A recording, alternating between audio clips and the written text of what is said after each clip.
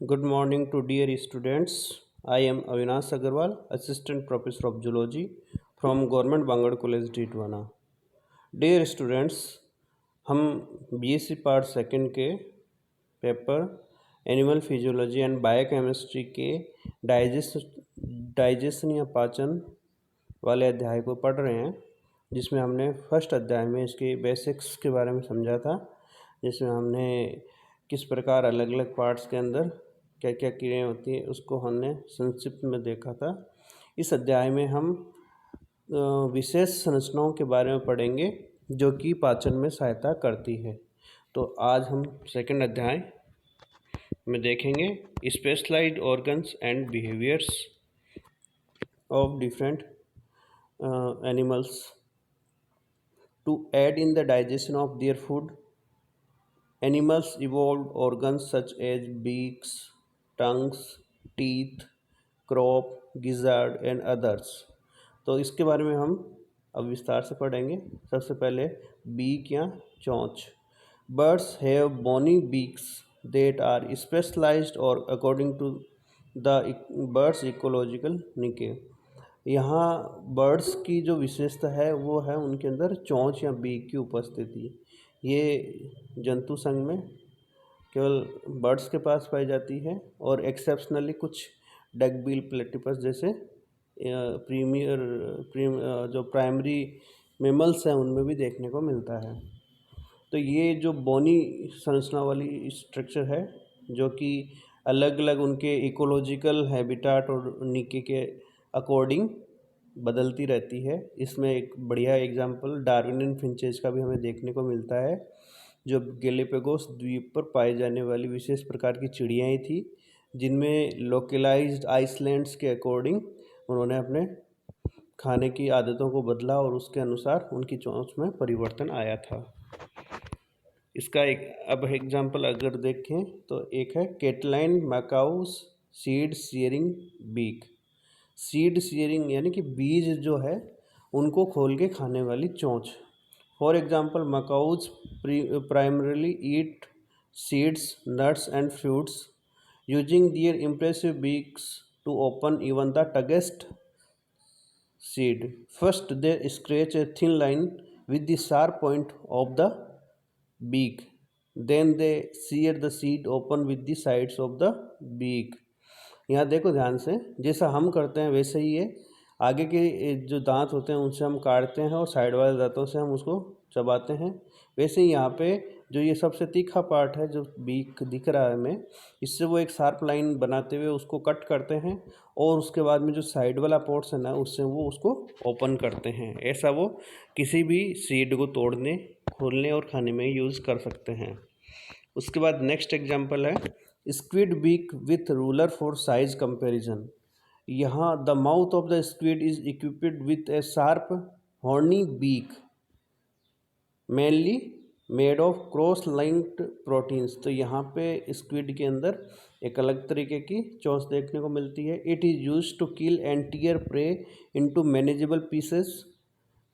छोटे छोटे टुकड़ों में तोड़ने में काम में आती है। हॉर्नी बीक है यानी कि यहाँ पे ये श्रृंगित संरचना मिलती है।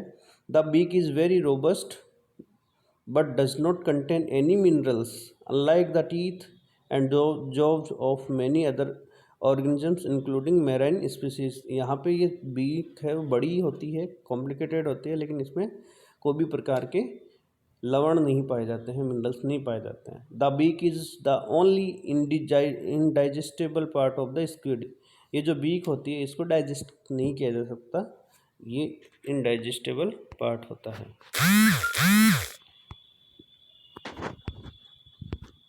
फिर इसके बाद हम आगे देखते हैं tongue. The tongue is skeletal muscle on the floor of the mouth of most vertebrates that manipulates food for chewing, mastication and swallowing, deglutition. Tongue skeletal muscle से निर्मित जो माउथ है उसके आधार सतह पे उपस्थित है, वर्टिब्रेट संघ में पाई जाने वाली, और ये भोजन को चबाने और निगलने में सहायता करती है। It is sensitive and kept moist by saliva. The underside of the tongue is covered with a smooth mucous membrane. यहाँ ये सलाइवा के द्वारा नम रहती है और इसमें जो लेयरिंग है वो है म्यूकस मेम्ब्रेन की, श्लेष्मा झिल्ली की।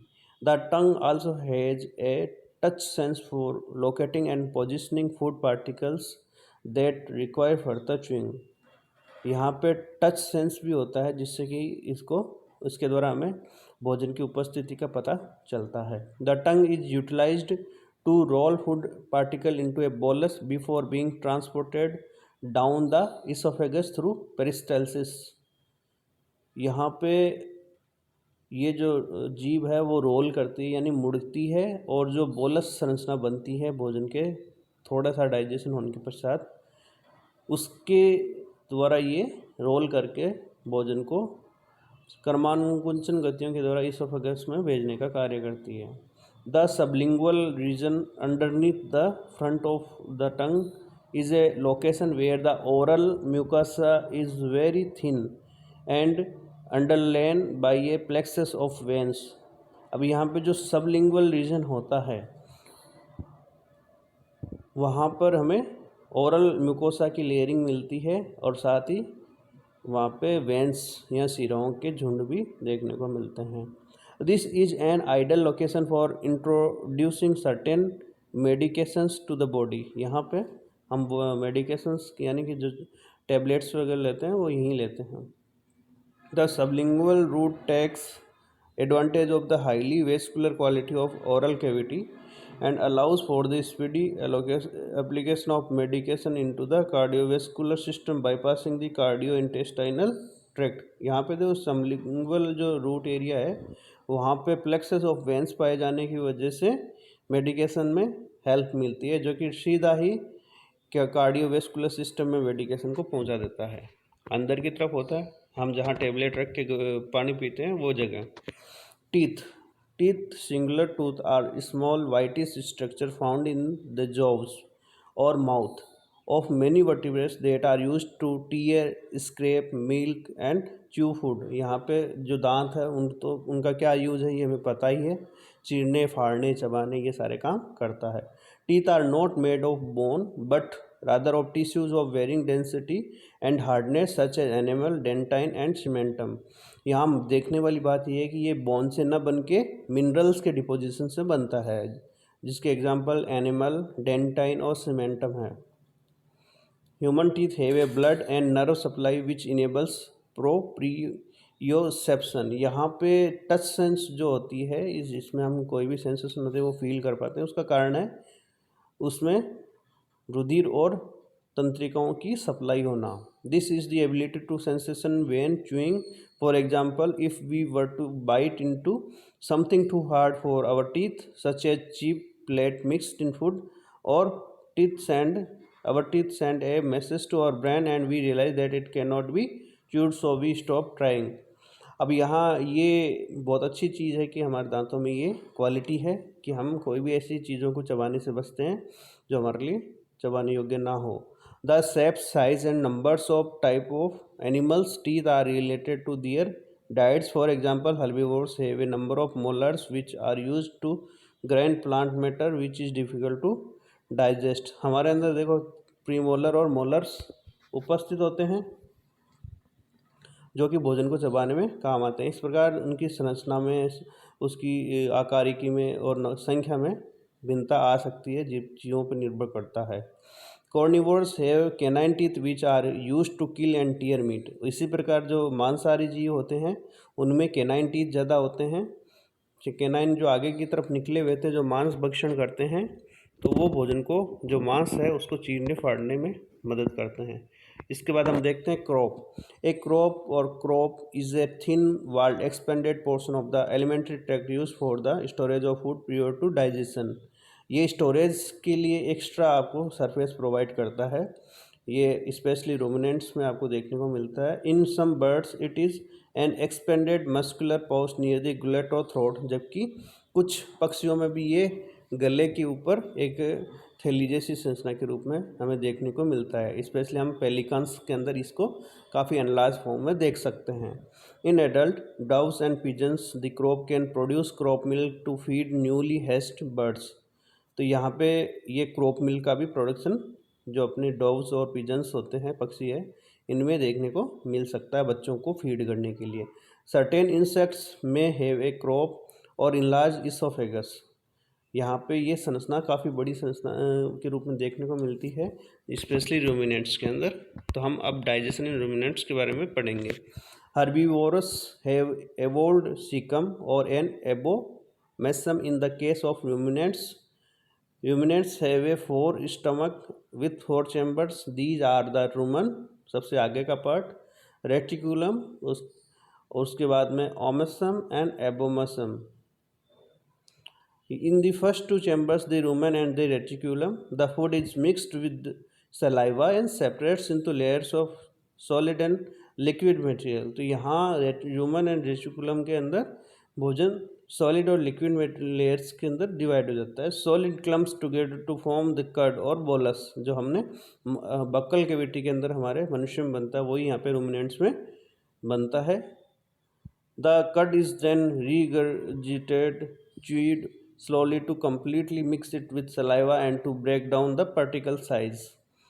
उसके पश्चात में यहाँ हम देखेंगे कि किस प्रकार यहाँ पे जो भोजन है शुरुआत में उसको चबाया जाएगा, सलेवा के द्वारा मिक्स किया जाएगा और फिर उसको मस्कुलर एक्टिविटीज़ के द्वारा पार्टिकल साइज में तोड़ा जाएगा। Fibre, specially cellulose and hemicellulose, is primarily broken down into the volatile fatty acids, acetic acid, propionic acid and butyric acid in these chambers, the reticulorumen, by microbes, bacteria, protozoa, fungi। यहाँ symbiosis का एक अच्छा example देखने को मिलता है कि cellulose और हेमी सेल्यूलोज प्लांट प्रोडक्ट्स जो होते हैं, स्पेशली प्लांट वॉल के अंदर पाए जाते हैं, उनके टूटने से हमें कुछ volatile fatty acids, acetic acid, propionic and butyric acid जैसी संरचनाएं देखने को मिलती है और इनका पाचन रेटिकुलोरूमन में माइक्रोब्स के द्वारा किया जाता है। डाइजेशन इन रूमेंस के अगले पार्ट में हम देखते हैं। In the omasum, third part है, water and many of the inorganic mineral elements are absorbed into the blood stream. तो यहाँ देखो, ओमेसम के अंदर water and other inorganic minerals absorb किए जाते हैं। उसके पश्चात abomasum is the fourth and final stomach compartment in the ruminants। It is a close equivalent to of a monogastric stomach, example those in humans or pigs। And digesta is processed here in much the same way। It serves primarily as a site for acid hydrolysis of microbial and dietary protein, preparing these protein sources for further digestion and absorption in small intestine। यहाँ देखो abomasum बहुत ही ज़्यादा interesting है। ये अपने normal stomach के जैसा होता है और इसमें जो आगे की प्रोसेस वैसे ही होती है। एसिड हाइड्रोलाइसिस के द्वारा यहाँ पे प्रोटीन का पाचन स्टार्ट होता है और आगे का पाचन और अवशोषण स्मॉल इंटेस्टाइन में होगा। Digesta is finally moved into the small intestine where the digestion and absorption of nutrients occurs। Microbes produced in the reticulorumen are also digested in the small intestine। अब यहाँ सब प्रकार की चीज़ों का पाचन हो जाता है। जो माइक्रोब्स थे, जो डाइजेस्ट था, वो सब पाचित होके आगे यहाँ अवशोषण हो जाएगा। इसके बाद आगे हम नेक्स्ट देखते हैं।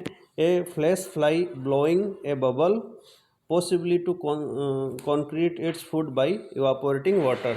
इसका हम डिटेल नीचे देखेंगे। स्पेशलाइज्ड बिहेवियर में regurgitation has been mentioned above under abomasum and crop, referring to crop milk, a secretion from the lining of the crop of pigeons and doves with which the parents feed the young by regurgitation. यहाँ पे जो भोजन है उसको वापस milk के form में बाहर निकाल के और अपने यंग वंस को, हैसलिंग्स को क्रॉप मिल्क के रूप में फीड करवाया जाता है पिजन्स एंड डव्स के अंदर। Many sharks have the ability to turn their stomach inside out and revert it out of their mouth in order to get rid of unwanted contents, perhaps developed as a way to reduce exposure to toxins। यहाँ पे कुछ sharks में तो यहाँ पे stomach है वो inside out यानी बाहर की तरफ निकल जाता है, जिससे कि टॉक्सिन पदार्थ बाहर एक्सर्ट आउट किए जा सके। इसके बाद हम देखते हैं कोप्रोफेजिक बिहेवियर्स, यानी कि अपनी ही विष्ठा का पुनः पाचन करके अतिरिक्त पोषक तत्वों को पुनः ग्रहण करना। Other animals such as rabbits and rodents practise coprophagia behaviours eating specialised faeces in order to redigest food, especially in the case of roughage. यहाँ पे आगे कैपिबारा जो एक बड़ा माउस है, rabbits, hamsters and other related species do not have a complex digestive system as do, for example, ruminants. Instead, they extract more nutrition from grasses by giving their food a second pass through the gut.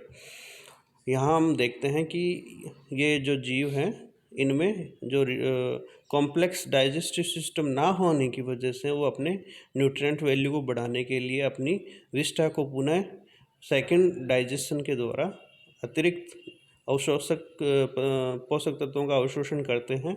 Soft facial pellets of partially digested food are excreted and generally consumed immediately. They also produce normal droppings which are not eaten. यहाँ interesting बात यह है कि ये soft pallets के रूप में अपने भोजन को एक्सक्रीट आउट करके पुनः उसी को कंज्यूम कर लेते हैं और बाद में फाइनली नॉर्मल ड्रॉपिंग्स के द्वारा जो अनपचा भोजन है उनको बाहर निकालते हैं। Young elephants, pandas, koalas and hippos eat the faeces of their mother probably to obtain the bacteria required to properly digest vegetation. ये एक्स्ट्रा ऑर्डिनरी एग्जाम्पल है जिसमें कि कुछ यंग वंस जो बच्चे होते हैं जिनमें कि कुछ सिम्बायोटिक बैक्टीरिया की अनुपस्थिति की वजह से वो भोजन का सही पाचन नहीं कर पाते हैं, वो मदर के भोजन का जो एक्सक्रीट आउट होता है उसको ग्रहण करते हैं। Example young elephants, pandas, koalas and hippos. When they are born their intestine do not contain these bacteria, they are completely sterile. Without them they would be unable to get any nutritional value from many plant components. यहाँ हम देखते हैं कि ये जो symbiotic bacteria है वो भोजन में बहुत मदद करते हैं, साथ ही उनकी प्रॉपर रिप्रोडक्टिव बिहेवियर के लिए भी जिम्मेदार होते हैं। अब फाइनली हम देखेंगे अर्थवर्म्स में किस प्रकार पाचन देखने को मिलता है। An earthworm's digestive system consists of a mouth, pharynx, esophagus, crop, gizzard and intestine. यानी कि जो अर्थवर्म है उसका डाइजेस्टिव सिस्टम इनवर्टिब्रेट संघ में काफ़ी डेवलप्ड है। Like humans, the mouth is surrounded by strong lips which act like a hand to grab pieces of dead grasses, leaves and weeds. With bites of soil to help chew, the lips break the food down into smaller pieces. यहाँ पे जो इनका mouth होता है वो hand की तरह कार्य करते हुए ग्रासेस, पत्तियों को और तिनकों को इकट्ठा करता है और साथ में कुछ मिट्टी के दानों को भी ब्लेंड कर लेता है और उसके बाद में वो छोटे छोटे पीसेस में तोड़ता है। In the pharynx the food is lubricated by mucus secretion for easier passes. यहाँ पे जो ग्रसनी होती है वहाँ पे म्यूकस का सिक्रेशन किया जाता है जिससे कि जो रास्ता है जिसमें भोजन जा रहा है वो काफ़ी स्मूथ हो जाए। The oesophagus add calcium carbonate to neutralise the acids formed by food matter decay. यहाँ पे हम देखते हैं कि जो अर्थवर्म है वो ह्यूमस को ग्रहण करते हैं मोस्टली, तो वहाँ पे एसिडिक पीएच होने की वजह से हार्म ना हो इसके लिए ग्रसिका के अंदर कैल्शियम कार्बोनेट को यहाँ पे मिलाया जाता है भोजन में। Temporary storage occurs in the crop where food and calcium carbonate are mixed. अब यहाँ पे जो क्रॉप जो संरचना है उसके अंदर भोजन और कैल्शियम कार्बोनेट को मिक्स किया जाएगा। The powerful muscles of the gizzard churn and mix the mass of food and dirt. When the churning is complete, the glands in the walls of gizzard add enzymes to the thick paste which helps chemically break down the organic matter. यहाँ पे जो gizzard है वो एक बहुत ही muscular organ है जिसमें जो भोजन है उसको अच्छे से मिक्स करके और उसको पेस्ट के रूप में बदल दिया जाता है और यहाँ पे केमिकल ब्रेकडाउन होता है। By peristalsis, the mixture is sent to the intestine where friendly bacteria continue chemical breakdown. This release carbohydrates, protein, fat, various vitamins and minerals for absorption into the body. यहाँ पर आगे का same, जो पाचन के पश्चात जो छोटे छोटे अवयव बनते हैं उनको बॉडी के इंटेस्टाइन के द्वारा ग्रहण करके शरीर के विभिन्न भागों में भेज दिया जाता है। Thank you for watching.